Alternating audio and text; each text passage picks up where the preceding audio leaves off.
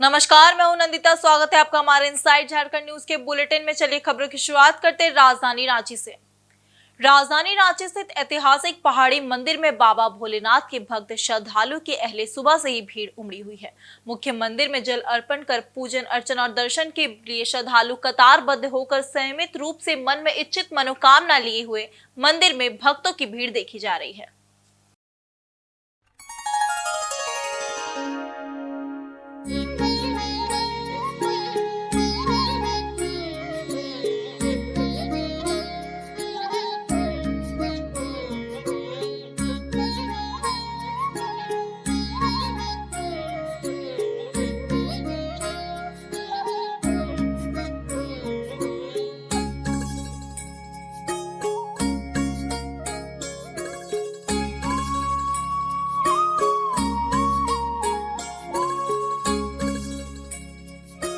वहीं मंदिर परिसर क्षेत्र में प्रशासन द्वारा सुरक्षा व्यवस्था के पुख्ता इंतजाम किए गए हैं। वहीं धार्मिक और सामाजिक संस्था स्वयंसेवक संघ के द्वारा विभिन्न शिविर लगाए गए हैं, जिनके माध्यम से भक्तों के बीच पूजन सामग्री का भी निःशुल्क वितरण किया जा रहा है। सीसीटीवी के माध्यम से भी पूरे मंदिर परिसर क्षेत्र की निगरानी की जा रही है।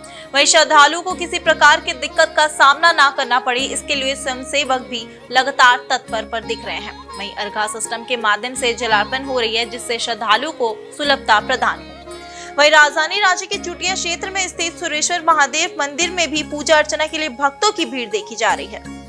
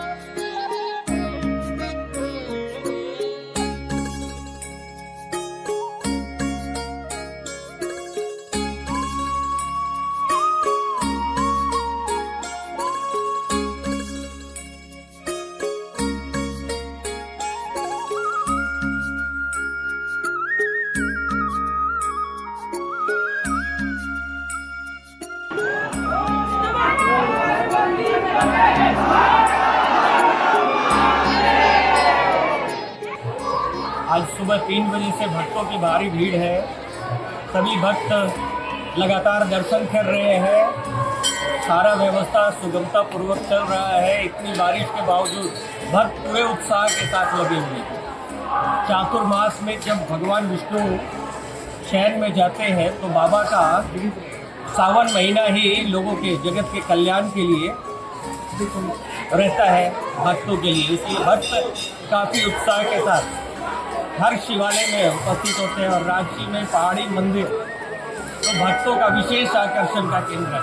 भक्तों की भरपूर आस्था मंदिर के साथ। जिंदगी का सबसे बड़ा सबसे सुंदर महोत्सव है। बाबा से मिलने का इच्छा था, उनसे मिल लिया, इच्छा पूरा हो गया। मांगे तो बहुत कुछ है, कुछ स्पेशल भी है। बाबा से मांगे हमारी रक्षा करे। और बहुत अच्छा लगा।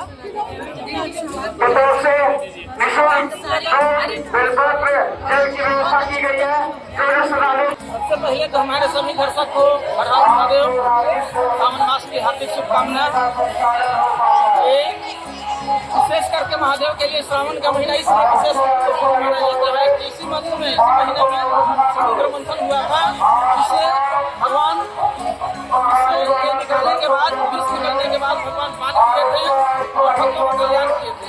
तो कुल मिलाकर सावन का महीना जो है करके विश्व की विकार को नाश करने का है और प्रकाश को फैलाने वाला है। वहीं राजधानी रांची में सावन के माह में लोग बड़े उत्साह के साथ बाबा भोलेनाथ की पूजा अर्चना करते नजर आ रहे हैं।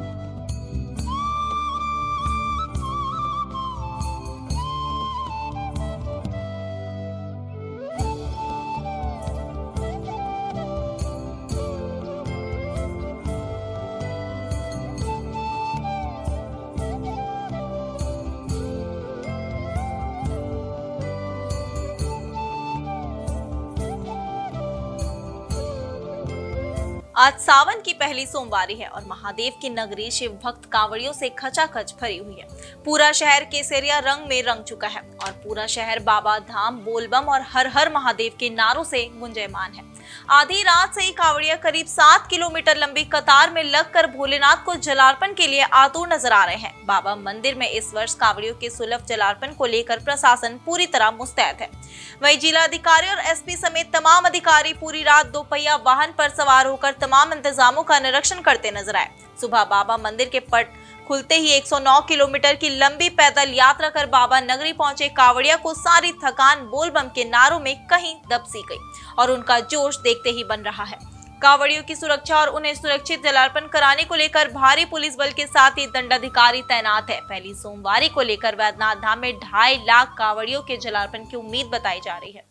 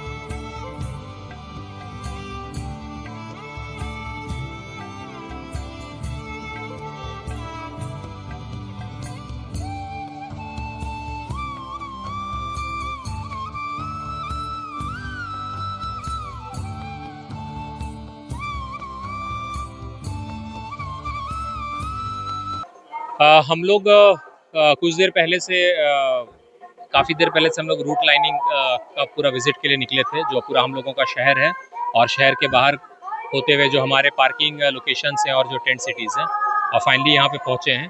अभी हम लोग फिर मंदिर की ओर प्रस्थान करेंगे। बेसिकली जो इतवारी और सोमवारी के लिए जो सभी चुस्त दुरुस्त दिखने चाहिए, सभी चुस्त दुरुस्त है, सारी व्यवस्था से हम लोग संतुष्ट हैं और लगातार हम लोग मॉनिटर कर रहे हैं। जो हमारा मैन पैक है उसको भी सुन रहे हैं। सभी जो QRTs हैं या पुलिस OPs हैं, सभी से फॉलोअप भी लिया जा रहा है कंट्रोल रूम से। IMCR इंटीग्रेटेड मिला कंट्रोल रूम भी हम लोगों ने विजिट किया, वहाँ पे भी मॉनिटरिंग चल रही है। हमारा जो AI से जो फीडबैक या कंप्लेंट है वो भी हम लोगों को रिजॉल्व होता दिख रहा है। सभी फोर्स मजिस्ट्रेट अपने स्थान पे ये पाए गए हैं और अच्छी चीज़ ये है कि सभी लोग दुरुस्त मिल रहे हैं ड्यूटी करते हुए। अब ऐसा समय हो गया है जब जो हमारे जो भी श्रद्धालु हैं जो रेस्ट कर रहे थे उनको उठा के एक्टिव मोड में डालने का, अब हम लोग उनको धीरे धीरे मंदिर की ओर में प्रस्थान कराएंगे। लगभग 2.25 लाख हम लोग एक्सपेक्ट कर रहे हैं, चूँकि पहले 2 दिन मतलब 11 और 12 तारीख को जो श्रद्धालुओं की संख्या थी वो 1.25 लाख के आसपास थी। संडे को जो 13 तारीख है वो लगभग 1.5 लाख थी। और ये भी है कि चूँकि टेंट सिटीज़ जो हम लोगों ने मुआयना किया तो वहाँ काफ़ी संख्या में लोग स्टे कर रहे हैं, पार्किंग लोकेशंस पे भी हैं। हमारा सारा टेंट सिटीज़ ये है लगभग फुल है। तो इससे ये भी प्रतीत हो रहा है कि कई लोग जो संडे को आ गए थे जलार्पण कर सकते थे, लेकिन चूंकि सोमवारी का दिन ज़्यादा शुभ माना जाता है तो कई लोग स्टे बैक भी कर जाते हैं कि सोमवार के दिन जलार्पण करेंगे। बहुत बढ़िया, हर साल व्यवस्था अच्छा रहता है, इस साल और अच्छा व्यवस्था है। मंदिर में भी बाहर भी हर तरह से व्यवस्था अच्छा है। मैं अश्विनी बाबा, ग्राम पोस्ट गौसिया, थाना माझागढ़, जिला गोपालगंज का रहने वाला हूँ। हर सोमवारी आके जल चढ़ाते हैं। वहाँ घर से कैसा व्यवस्था जलार्पण का? बहुत बढ़िया व्यवस्था है जलार्पण का। एकदम बढ़िया व्यवस्था है, अच्छा सा सुविधा मिला है हम लोग को और यहाँ का प्रशासन भी अच्छा ही दिया हम लोग को। हम लोग इतना भीड़ नहीं भी है हम लोग। अब जिस हिसाब से व्यवस्था किया हुआ उस हिसाब से ठीक ठाक व्यवस्था किया हुआ है। अभी तो सर मेरे हिसाब से तो सभी तो व्यवस्था हम ठीक ठाक देख पा रहे हैं। अब जिस हिसाब का व्यवस्था था हम तो सभी अभी तो फिलहाल सब ठीक है देख रहे हैं। उधर पूर्वी सिंहभूम स्थित पोटका में कोवाली थाना क्षेत्र में पोड़ाडी पंचायत अंतर्गत चापी में बीती रात अज्ञात अपराधियों ने घर में लाइट न होने के कारण खिड़की के सहारे अपराधी घर में दाखिल हो गए। वहीं घर में सोई 3 महिलाओं पर धारदार हथियार से हमला कर दिया, जिससे 85 वर्ष वृद्ध महिला निराशी सरदार की मौके पर ही मौत हो गई। साथ ही अन्य 2 महिलाएं गंभीर रूप से घायल हो गई। वहीं अपराधी घटना को अंजाम देने के बाद मौके से फरार हो गए। वहीं घटना के संबंध में मधुसूदन सरदार ने बताया कि पड़ोस में रहने वाली निराश्रित सरदार की पुत्री रीता सरदार जब देर तक सोकर उनकी मां बहन बेटी नहीं उठी तो जाकर दरवाजा खटखटाया तो किसी ने दरवाजा नहीं खोला। शक होने पर पड़ोसियों को बुलाया गया, जिसके बाद खिड़की के सहारे जब घर के अंदर प्रवेश किया गया तो देखा कि निराश्रित सरदार की मौत हो चुकी है। साथ ही 2 महिलाएं बेहोश स्थिति में पाई गई, जिनके चेहरे पर धारदार हथियार के चोट के निशान हैं। उन्हें तत्काल 108 एम्बुलेंस की सहायता से सदर अस्पताल भेज दिया गया। वहीं कोहाली पुलिस घटनास्थल पर पहुंचकर जांच में जुट गई। साथ ही मूसाबनी डीएसपी संदीप भगत, पोटका थाना प्रभारी मनोज कुमार मुर्मू दलबल के साथ घटनास्थल पर पहुंचे एवं जांच कर जुट गई। वहीं मधुसूदन सरदार ने कहा कि हमले में जो भी लोग दोषी है उस पर कड़ी से कड़ी कार्रवाई होनी चाहिए।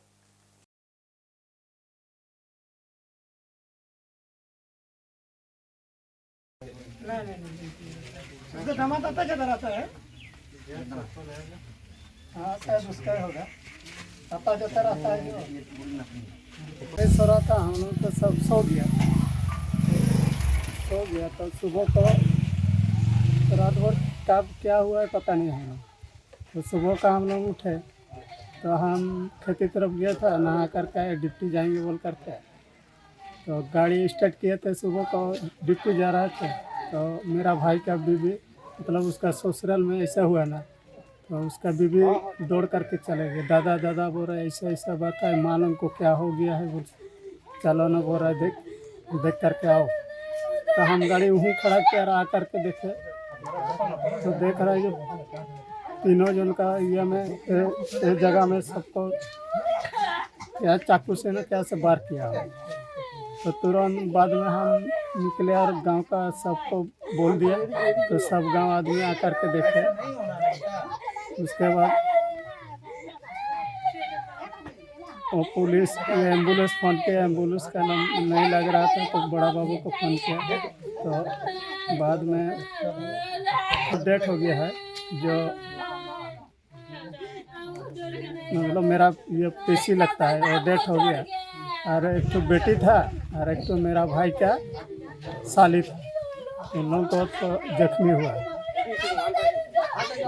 सब तो नहीं बोल सकेंगे, वैसा तो उन लोगों का दुश्मनी है बोल के नहीं जानते हैं हम लोग। तो झगड़ा नहीं होता है तो कैसे जाने।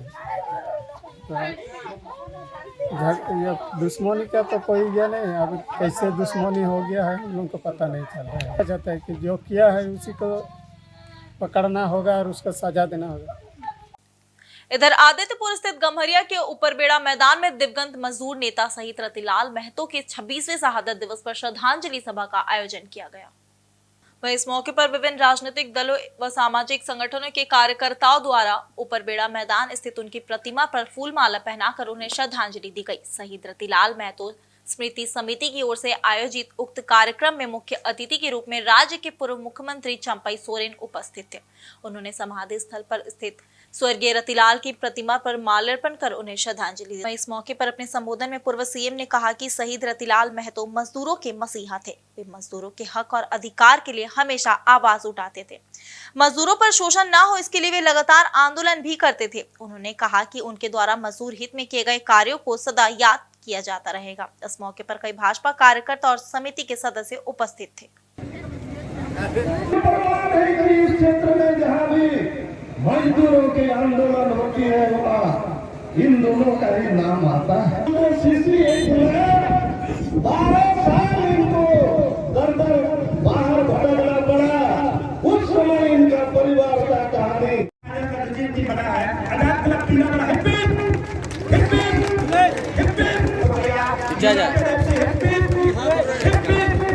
नहीं दिखेगा तब तो ठहरेंगे।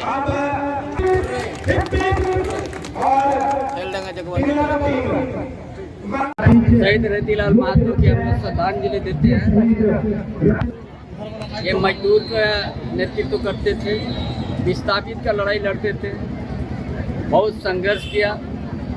मिनिमम वेज लागू करने का इन्हीं का देन है। शहीद रतिलाल महतो उस काम को हम सब मिल के फिर आगे बढ़ाएंगे। यही सच्चा श्रद्धांजलि होगा शहीद रतिलाल महतो। हर तरह का आंदोलन में उसका सहयोग था। वहीं राजधानी रांची में लोकहित अधिकार पार्टी के पूर्व प्रदेश अध्यक्ष सुनील कुमार साहू ने अपने सैकड़ों कार्यकर्ताओं के साथ राष्ट्रीय जनता दल में सम्मिलित हुए। वहीं बिहार के पूर्व मंत्री भोला प्रसाद यादव ने सभी को पार्टी का पट्टा पहनाकर सदस्यता ग्रहण कराया। राजद में शामिल होने वाले सुनील साहू ने कहा कि नरेंद्र मोदी जब से प्रधानमंत्री बने हैं तब से शिक्षा व्यवस्था चौपट है, महंगाई बढ़ती जा रही है। उन्होंने पीएम नरेंद्र मोदी पर बड़ा हमला करते हुए कहा कि बहुजन समाज के इसी तरह दबे रहे ताकि चंद लोग उनका शोषण करते रहे। महसूस कर रहा हूँ कि जब से श्रीमान नरेंद्र मोदी जी इस देश के प्रधानमंत्री बने हैं, शिक्षा व्यवस्था चौपट होती जा रही है, आम लोगों की आमदनी घटती जा रही है, महंगाई बढ़ती जा रही है।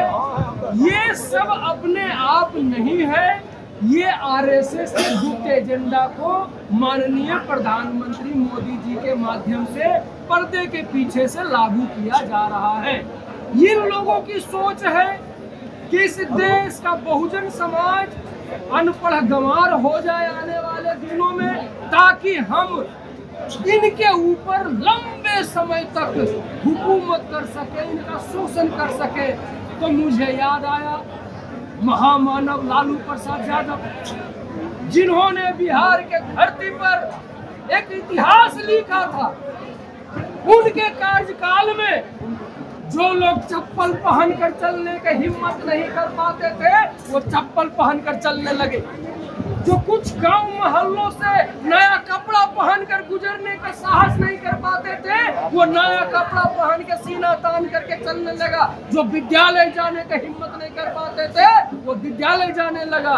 इसीलिए इस देश की मनुवादी मानसिकता के लोगों ने मनुवादी मानसिकता के लोगों को लगा कि लालू प्रसाद यादव तो एक बहुत बड़ा महान पुरुष के रूप में जाना जाएगा इतिहास के पन्नों पर। इसीलिए उनके छवि को खराब करने के लिए उनके ऊपर झूठा मूठा कई तरह का इल्जाम लगाया और उनको बदनाम करने का काम किया गया। वहीं इस मौके पर राज्य के मंत्री संजय प्रसाद यादव ने कहा कि सुनील साहू अपने समाज के बड़े स्तंभ है, इससे पार्टी को मजबूती प्रदान होगा। दल है और घटक दल रहेंगे। सब जगह जिस तरह से हम लोग यहाँ हिस्सेदारी लिए हैं, हम लोग यहाँ काम कर रहे हैं, उसी तरह से वहाँ भी काम करेंगे। बाद बाकी चीज़ें शीर्ष नेतृत्व पर है और शीर्ष नेतृत्व तय करेगी। देखिए,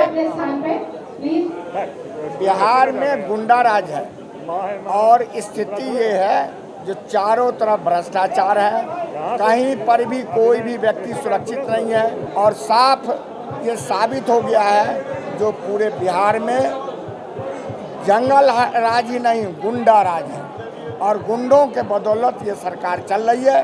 3.5 लोग नीतीश कुमार जी को घेरे हुए हैं और रिटायर्ड अफसर सब सरकार को चला रहा है। नीतीश कुमार जी बीमार हैं, थके हुए हैं, उनका अपना कोई विजन नहीं है, उनका अपना कोई सोच नहीं है। मूर्ति उधर सरायकेला स्थित आदित्यपुर थाना क्षेत्र में जमीन विवाद ने राजनीतिक रंग ले लिया है। झामुमो नेता गणेश महाले पर एक जमीन को लेकर जबरन कब्जा करने का आरोप लगाया गया है। वहीं झामुमो नेता गणेश महाले पर नगीनापुरी निवासी जनार्दन उपाध्याय के पुत्र विवेक उपाध्याय ने जबरन जमीन कब्जा करने की शिकायत थाने में की। वहीं विवेक उपाध्याय ने बताया कि बीते 11 जुलाई को झामुमो नेता गणेश महाले ने अपने समर्थकों के साथ उनकी जमीन पर जाकर जबरन कब्जा करने का प्रयास किया। विवेक उपाध्याय ने आरोप लगाते हुए कहा कि गणेश महाले अपने समर्थकों संग नेशनल इलेक्ट्रॉनिक्स के पीछे विवादित जमीन पर पहुंचे और जबरन बाउंड्री वॉल को हरे रंग में रंग दिया और वहां झामुमो का झंडा भी लगा दिया गया है। इधर शिकायत के बाद आदित्यपुर पुलिस जमीन पर पहुंची और जांच में जुट गई। वहीं झामुमो नेता गणेश महाले अपने समर्थकों के साथ आदित्यपुर थाना पहुंचे और थाना प्रभारी विनोद तिर्की को जमीन संबंधित कागजात दिखाया और कहा कि उन्होंने जमीन के रैयतदार सूरज कुंभकार से वर्ष 2023 में जमीन खरीदा था, जिसके कागजात उनके पास मौजूद है और उनका जबरन इस मामले में नाम घसीटा जा रहा है। इधर मामले को लेकर एक सीसीटीवी फुटेज भी प्राप्त हुआ है जिसमें झामुमो नेता गणेश महाले अपने समर्थकों के साथ दिख रहे हैं। वहीं शिकायतकर्ता विवेक उपाध्याय ने बताया कि गणेश महाले के समर्थकों ने सीसीटीवी कैमरे को भी तोड़ दिया है।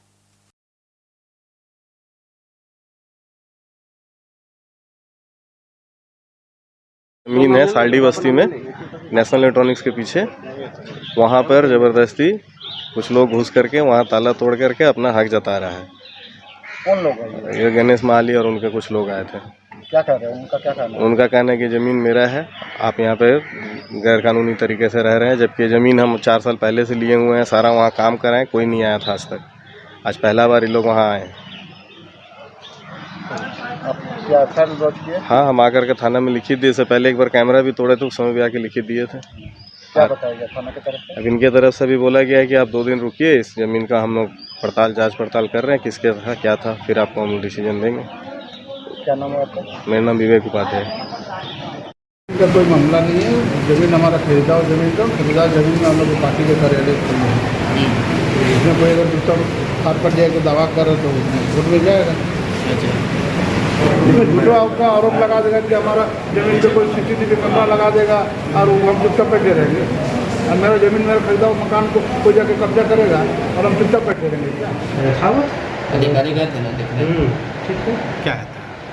जमीन का मामला है, उस पर कोई मतलब आरोप लगा रहा है कि कोई अतिक्रमण कर रहा है, बस यही है। वहीं अभी के बुलेटिन में सिर्फ इतना ही। मिलते एक छोटी सी ब्रेक के बाद, तब तक के लिए देखते रहिए इनसाइड झारखंड न्यूज। धन्यवाद।